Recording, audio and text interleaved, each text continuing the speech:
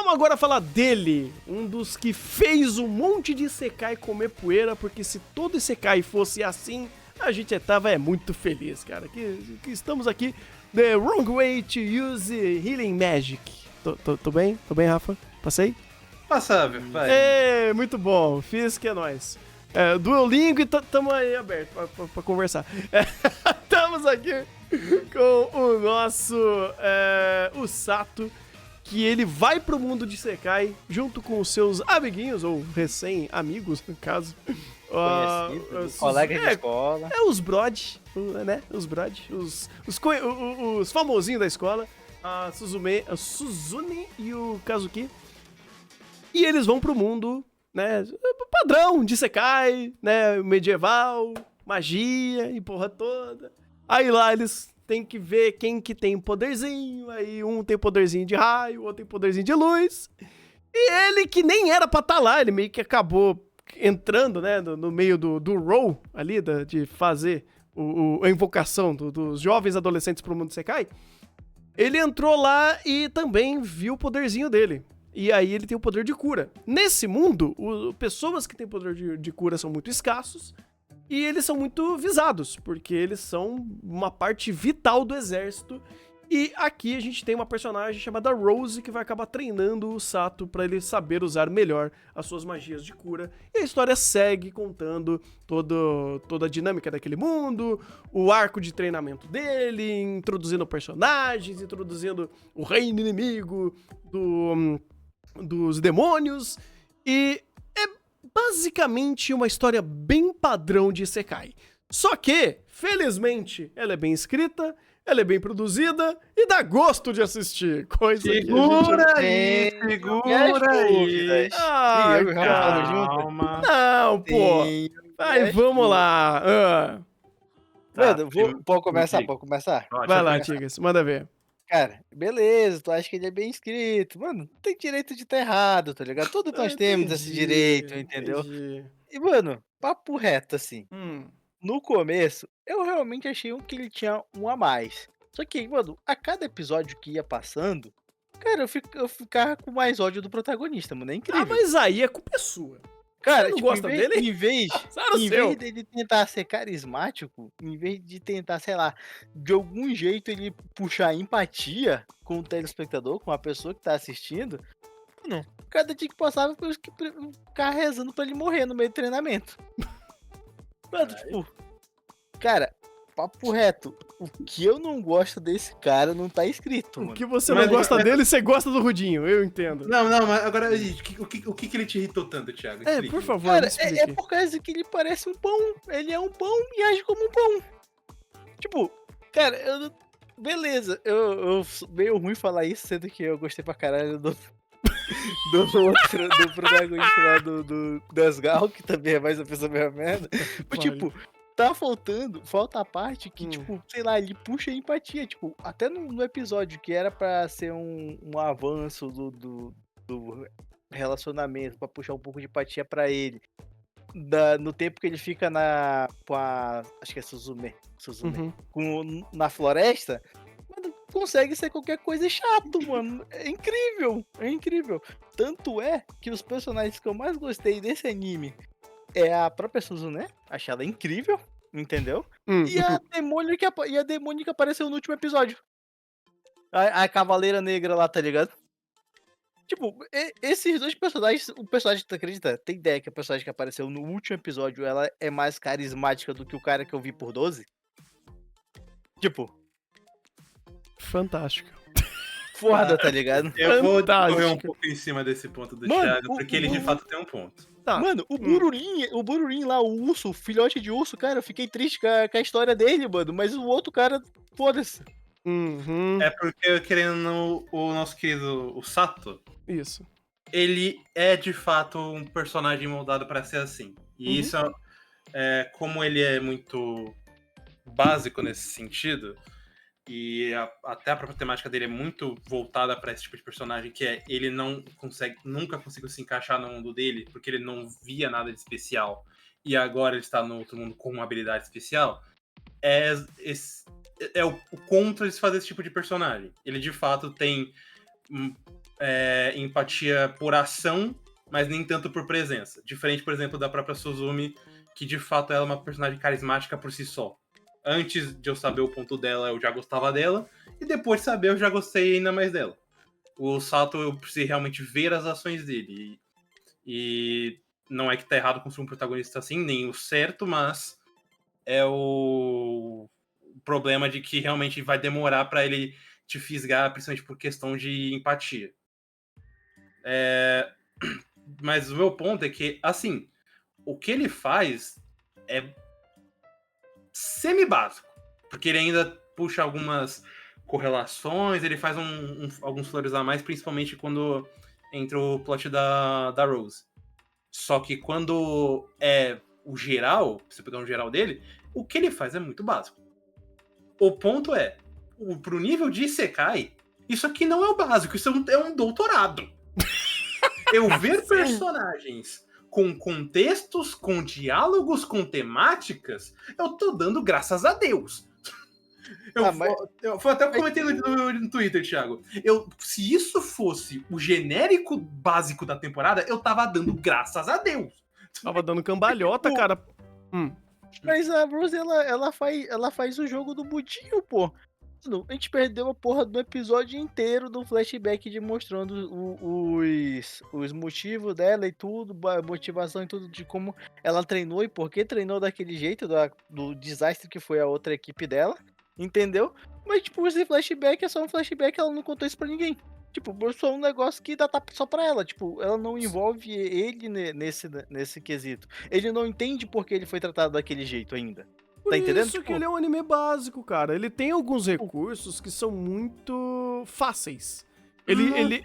Isso é tipo, cara, esse ponto é específico da Rose justamente porque é a questão do arco de personagem dela. Sim. Ou melhor, nem a questão do arco, mas é o contexto dela como personagem.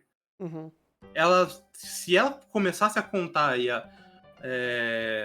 e querer alguma reaproximação ou só estipular alguma coisa, não faria sentido, inclusive, com o próprio elemento que a gente foi apresentado dela. Uhum. Então, assim, esse ponto aí eu de fato já discordo. Thiago, é literalmente o que foi o flashback dela, mas tem um detalhe.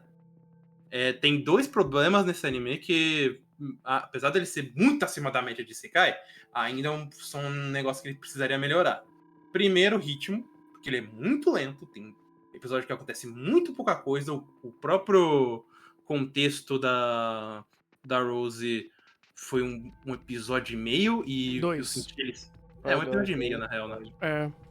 Porque começou na reta final de um episódio e aí terminou no outro. Mas assim, tipo, ainda é um de acontecimento extremamente arrastado em certo ponto. E o que piora muito é que a produção dele é fraca. E assim, não tô dizendo fraca no nível desgraça da temporada, mas ela é fraca. Pouca esmero, pouca interpolação de movimento. A direção dele é hiper básica e isso acaba até corroborando pro problema de ritmo.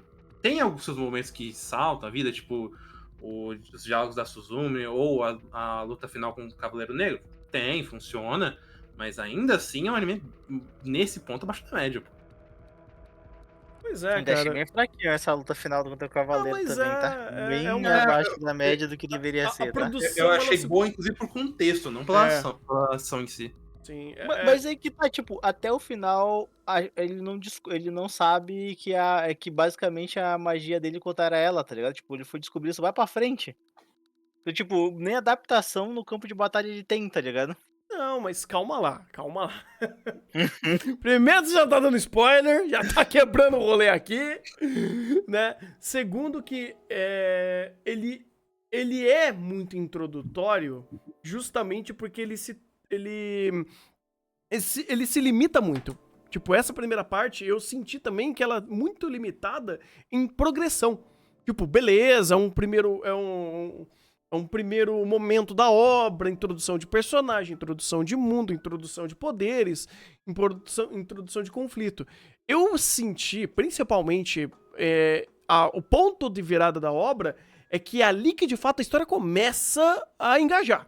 Para um começo, eu falei, ok, você tá me dando bases. Só que eu concordo muito com o Rafa, é lento.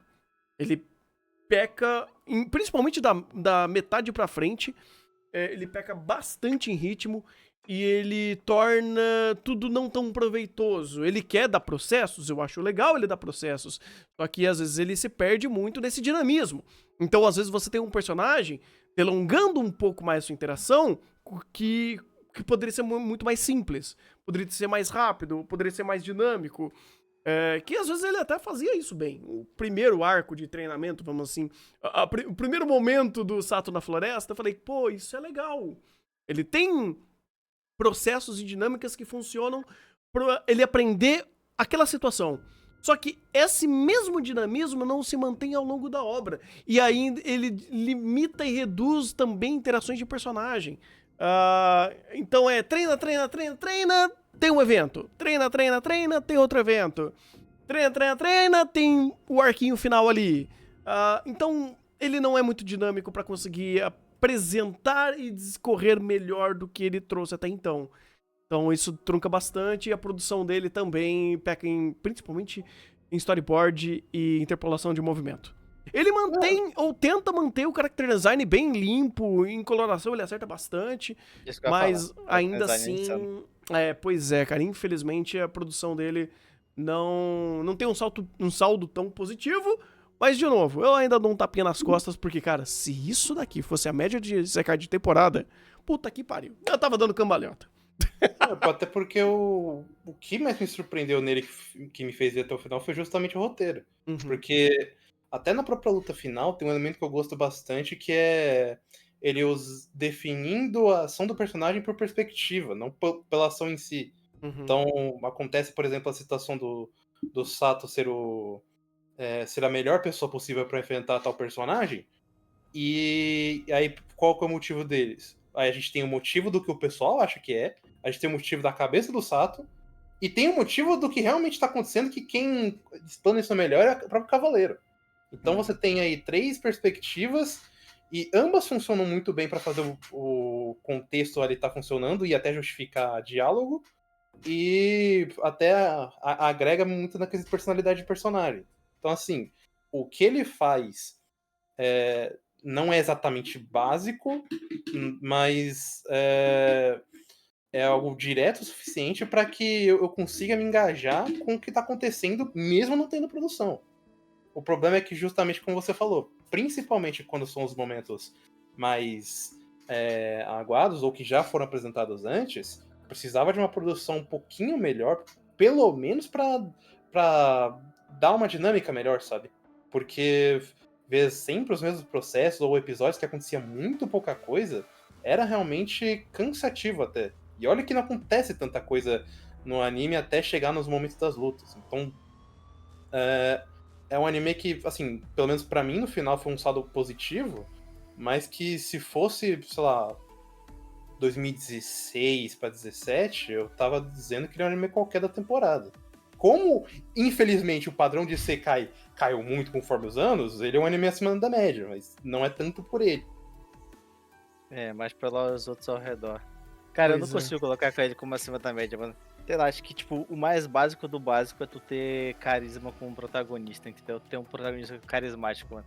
E, tipo, principalmente quando tu tá num gênero onde lança milhões, tá ligado? Por temporada, tá entendendo? Tipo, o que destaca, às vezes, além de um bom roteiro, é o carisma com um personagem, mano. Tipo, eu não consigo colocar isso na média. Porque, de novo, vem de proposta. Ele é um personagem meio, entre aspas, low profile. Sabe, ele não tem nenhuma característica marcante, ele não tem nenhuma prerrogativa que seja interessante, ele não tem nenhum conflito inicial.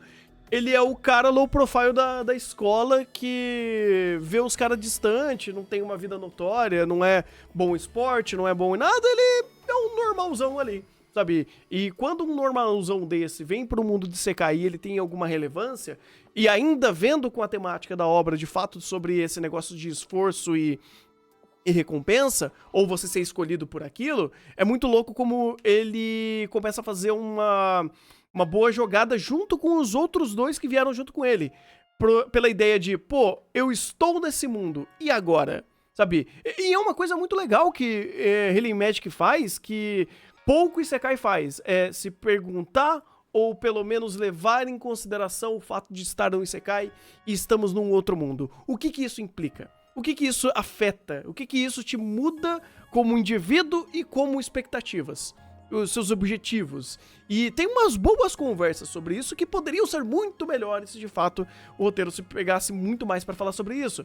Porque dentro do que era o esperado dos dois, principalmente do Kazuki e da Suzune, que eles são de fato os alunos excepcionais, eles são tidos como os dois heróis que foram invocados para ajudar o mundo, a perspectiva deles é diferente. Sabe, você tem do lado da Suzune, que é uma personagem que ela topou, mas não porque ela topou, porque ela se sentiu cativada pela situação, mas é porque ela é uma otaku. E ela abraçou, né? Exatamente, ela abraçou. E o Kazuki, que ele é completamente antagônico a esse ponto de, porra, eu não quero, eu não sei se eu consigo. É muita responsabilidade, é uma responsabilidade muito maior de estar lidando com batalhas, com lutas, com morte, e eu não sei se eu tenho essa capacidade. E todo mundo enchendo a bola dele. Não, é isso aí e tal. E ele fala, caralho, não sei se eu vou dar conta. Ele fica assustado com isso. E é legal como, tipo, você tem essa condução da obra de dois personagens que estão sendo super quistos por isso, e o Sato que, porra, ele tá no zero ali. E ele, quando ele começa do zero, ele fala, caralho, e agora? E aí você tem, de fato, a Rose, que é o algoz ali de tudo, né, da situação, ou de imposição, de inquisição, porque ela é incisiva, ela é um personagem que vai ditar as coisas em vários sentidos, em conflito, em treinamento, em entendimento, e você vai ter que fazer isso porque você tem uma habilidade. Então essa situação que você se encontra de agora você ser relevante, você vai ter que saber lidar com isso, querendo você ou não. E aí vem desse trabalho dele de criar algum tipo de conflito, de personalidade, de motivação. E o arco, por exemplo, da Floresta foi muito sobre isso. Pô, quem eu sou? E agora? Eu vou só morrer aqui? Ou eu vou virar agente e tentar aprender alguma coisa com isso e comprar esse estigma que mandaram em cima de mim? E, pô, cara, isso daí, sinceramente, não é falta de personalidade, não. Isso daí é, de novo, é um estereótipo que é utilizado inicialmente, que não... E aí, estereótipo, obviamente, vai vir do agrado da pessoa, vai ter estereótipos que vai ser muito mais gostáveis que outro, isso daí é um aspecto completamente pessoal, só que em âmbito de processos, procedimento, de pontos de vistas, reflexões e como ele dá andamento a isso, cara, o Sato é, de fato, um personagem muito mais bem construído do que a maioria dos personagens que são carismáticos aí por prerrogativa, por estereótipos que a gente vê por temporada de Isekai, onde o cara já é fodão, o cara tem uma wife, o cara é boa pessoa, só que isso daí é tudo palavra, né? A gente nunca vê, de fato, isso acontecendo na história. Aqui a gente tem, de fato, uma história que discorre em cima disso. Então, cara, eu entendo que você não gosta, mas dizer que ele não é bem feito, eu não concordo. Mas... é isso. Quantos vocês deram pra Healing Magic? 6. Acredito que ele pode dar uma melhorada caso tenha uma temporada. Falou pra caralho, eu pensei que ia vir um 7 aí, mano, um 8. Não, o 7 fica comigo. Eu tinha dado 8, inclusive, inicialmente pra ele. Só que eu falei, cara, tá muito alto. Eu comecei a pensar melhor, falei, calma. Dei um 7zinho, eu acho que fica mais sentido. Faz mais sentido pra ele. Cara, eu falei, mano, esse negócio é ruim, não gostei, por causa disso e disso, eu dei 5. Falei, pra cima da média não tá, 6 não tá na 5, tá ligado? Porra, você dá 5 pro anime hoje em dia, cara, tá difícil, tá? Pô, mas é que tá, Thiago, as nossas notas provam como é um anime exatamente ok. Uhum. Eu dei 6, o Thunder deu 7 gostando mais, você deu 5 gostando menos, ele no final ele é bem na média. Pô, pois é, de novo, a média que eu gostaria que fosse a média... real, né? Não a média... Exatamente. Porque a média não é essa não, cara.